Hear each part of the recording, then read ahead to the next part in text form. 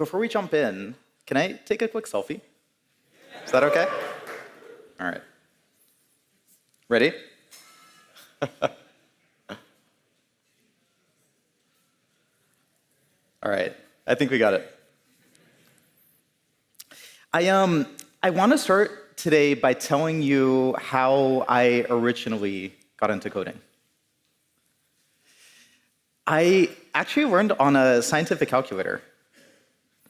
And I found out that I could program my calculator to help me pass math tests and do well on homework.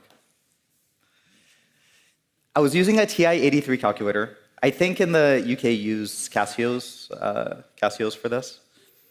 And I found out that you could write little programs in TI Basic. This is like the basic dialect for TI calculators.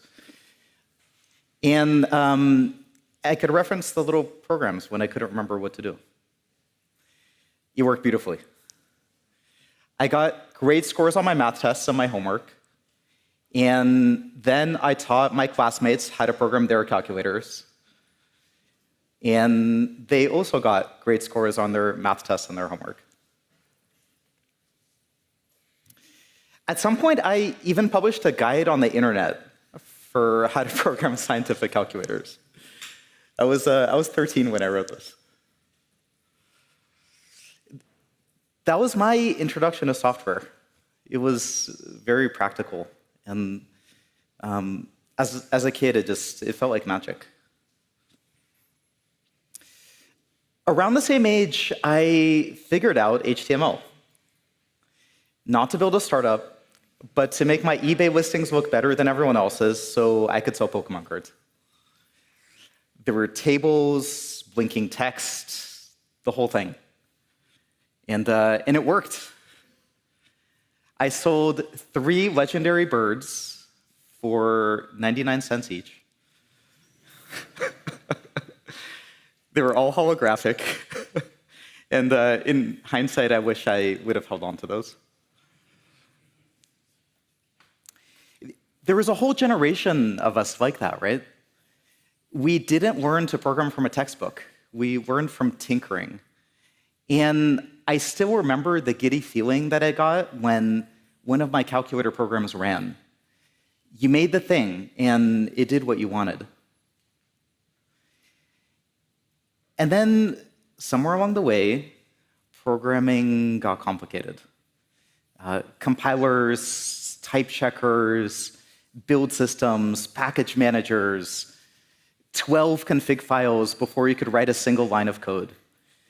The distance between I have an idea and it runs just kept getting longer. What's happening now is that distance is collapsing again. You describe a problem, and the program shows up. It's the calculator feeling, except the calculator can write a distributed system. Now, I get to watch people experience the same feeling of bringing ideas to life, and it's happening on a scale none of us imagined, even a year ago. It's so gratifying to talk to people experiencing this every day, from individual indie devs to our biggest customers that are taking on significant challenges. For instance, Spotify uses Claude code to migrate thousands of repos. The team, led by Nicholas Gustafsson, built a background agent on Claude. It reads a migration that's described in plain English, and it runs it across a fleet of agents opening PRs. It's now merging over 1,000 PRs a month into production, and it's cutting migration time by over 90%. That's real engineering hours back. And sometimes speed isn't just about efficiency. It's about delivering on a mission. Felicia Korkoru is the co-founder and CEO of Binti. Her software runs the systems that caseworkers use to place kids in foster care.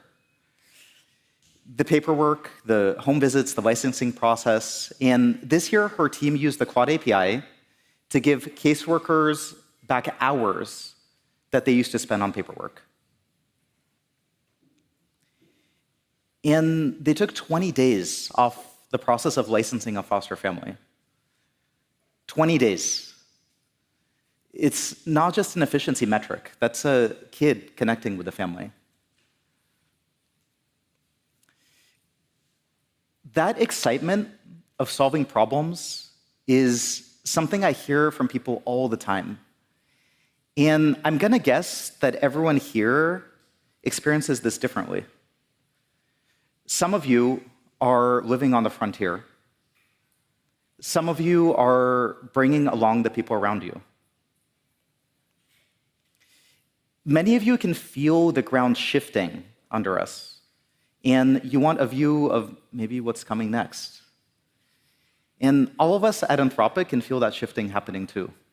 The industry is moving at incredible speed. And that makes sense when you look at the exponential and how fast these models are getting better. Remember, a couple of years ago, the frontier of model development was so good that Claude could draft a pretty good Git commit. A year ago, we were sitting on stage at our first ever Code with Claude event in San Francisco. Opus 4 was the headline. And the idea that Claude could run for a few minutes and build an entire feature without a human checking in, that was crazy. 6 months ago, agents started running end-to-end overnight. And I started being able to wake up to finished work.